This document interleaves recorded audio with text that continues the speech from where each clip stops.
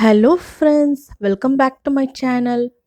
இன்றைக்கி நம்ம பாதாம் பவுடர் அப்புறம் பாதாம் பால் எப்படி சேர்த்துன்னு பார்க்கலாம். வீடியோவை ஸ்கிப் பண்ணாமல் பாருங்கள். இப்போ தேவையான பொருட்கள் பார்த்துடலாம். பாதாம் 100 கிராம், சுகர் 1 கப்,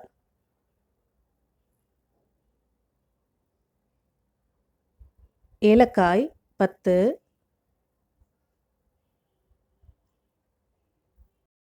மஞ்சள் தூள் 1/4 ஸ்பூன். இப்போ எப்படி செய்யறதுன்னு பார்க்கலாம். ஒரு பவுலில் நல்ல தண்ணி எடுத்துக்கலாம். இப்போ பாதாம் அதில் சேர்த்து நல்லா வாஷ் பண்ணி எடுத்துக்கலாம்.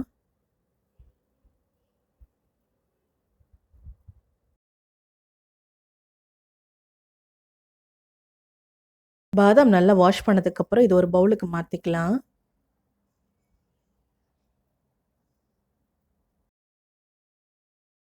இப்படி அலசி எடுக்கிறதுனால அதில் ஏதாவது அழுக்கு இருந்தால் அதெல்லாம் போயிடும்.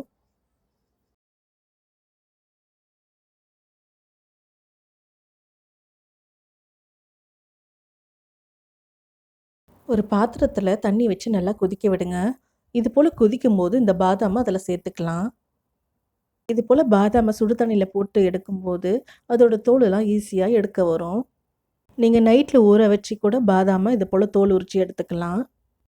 பாதாம் சுடு தண்ணியில் சேர்த்து ரொம்ப நேரம் விட்டுறக்கூடாது. அது எண்ணெய் விட ஆரம்பிச்சிடும்.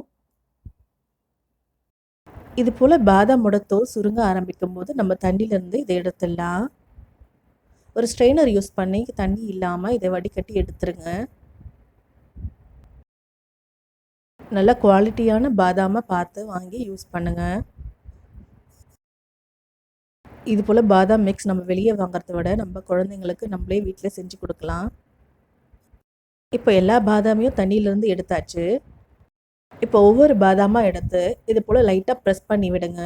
அதோட தோல் தனியாக வந்துடும். இது போல் எல்லா பாதாமையும் உரித்து எடுத்துக்கலாம்.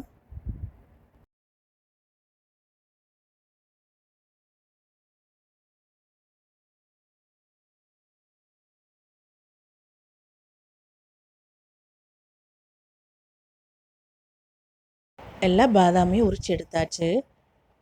இப்போ இந்த பாதாமை அப்படியே ஒரு காட்டன் டவலுக்கு மாற்றிக்கலாம்.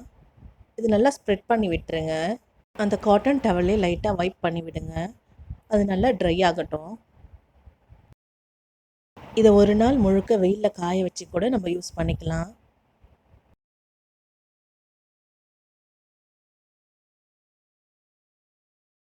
இப்போ பாதாம் எல்லாம் நல்லா ட்ரை ஆயிடுச்சு. இதை ஒரு பவுலுக்கு மாற்றிக்கலாம்.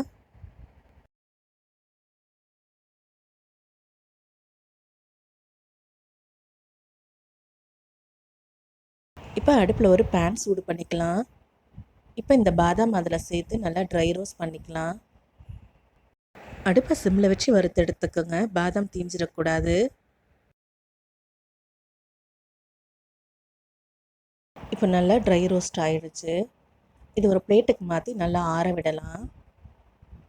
இது கொஞ்சம் நேரம் ஆறட்டும்.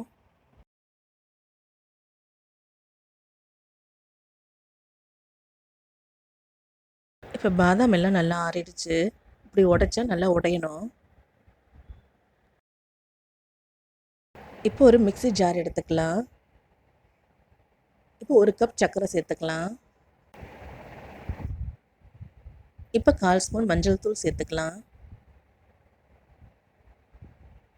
இப்போ 10 ஏலக்காய் சேர்த்துக்கலாம். இது எல்லாத்தையும் நல்லா நைஸாக அரைச்சிட்டு வந்துடலாம். இது போல் நைஸாக இருக்கணும். இது ஒரு பிளேட்டுக்கு மாற்றிக்கலாம்.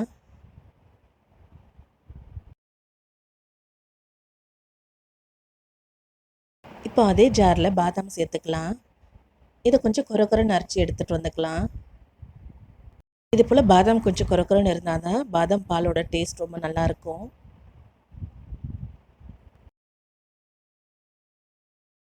இப்போ இந்த பாதாம் பவுடரையும் அந்த பிளேட்டுக்கு மாற்றிக்கலாம். இது எல்லாத்தையும் நல்லா மிக்ஸ் பண்ணி விடலாம். இது கொஞ்சம் நேரம் அப்படியே ஆறட்டும். இது நல்லா ஆறினதுக்கப்புறம் ஒரு ஏர்டைட் கண்டெய்னரில் போட்டு மூடி வச்சுடுங்க. இது 10 டேஸ் ஆனாலும் கெடாமல் இருக்கும். இப்போ நம்மளோட பாதாம் மிக்ஸ் ரெடி ஆகிடுச்சு. இதை வச்சு நம்ம பாதாம் பால் எப்படி செய்கிறதுன்னு பார்க்கலாம். இப்போ அடுப்பில் ஒரு பாத்திரம் வச்சு 1/2 லிட்டர் பால் சேர்த்துக்கிறேன். இது நல்லா காயட்டும். நான் பசும்பால் எடுத்திருக்கேன். நீங்கள் பேக்கெட் பால் கூட யூஸ் பண்ணிக்கலாம். இப்போ பால் நல்லா திக்காயிடுச்சு. இப்போ ஸ்டவ் ஆஃப் பண்ணிக்கலாம். இப்போ பாதாம் பால் ரெடி பண்ணிக்கலாம். இப்போ ஒரு பவுலில் 1 ஸ்பூன் பாதாம் மிக்ஸ் சேர்த்துக்கலாம். இப்போ 1 டம்ளர் பால் சேர்த்துக்கலாம். நான் சூடான பால் சேர்த்துக்கிறேன். நீங்கள் கோல்டாக சாப்பிட விரும்புனீங்கன்னா கோல்டு மில்க் கூட யூஸ் பண்ணிக்கலாம். எனக்கு 1 ஸ்பூன் பத்தலை, அதனால் இன்னொரு ஸ்பூன் போட்டிருக்கேன். பால் நல்லா நுரைச்சி வரணுன்றதுக்காக நான் ஒரு ஹேண்ட் பிளெண்டர் வச்சு லைட்டாக பிளெண்ட் பண்ணிக்கிறேன். இது ஆப்ஷனல் தான்.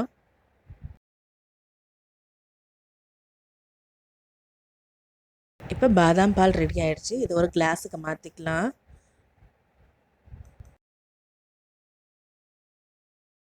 உங்களுக்கு பால் ஆடையோடு சாப்பிட பிடிக்கும்னா பால் ஆடை மேலே சேர்த்துக்கலாம்.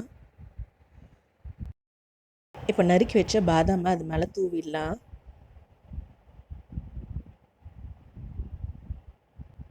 இப்போ கொஞ்சம் பாதாம் மிக்ஸ் எடுத்து அதையும் கொஞ்சம் தூவி விட்டுருங்க.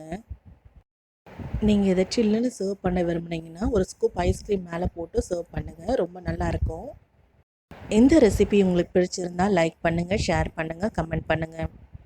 உங்களுக்கு இன்னும் என்ன மாதிரி வீடியோ வேணும்னு எனக்கு சஜஸ்ட் பண்ணுங்கள். என்னோடய சேனலில் முதல் முறையாக பார்க்குறீங்கன்னா சப்ஸ்கிரைப் பண்ணுங்கள். பக்கத்தில் இருக்க பெல் ஐக்கானை கிளிக் பண்ணுங்கள். அப்போ தான் நான் போடுற புது வீடியோவோட நோட்டிஃபிகேஷன்ஸ் உங்களுக்கு வரும். தேங்க்ஸ் ஃபார் வாட்சிங்.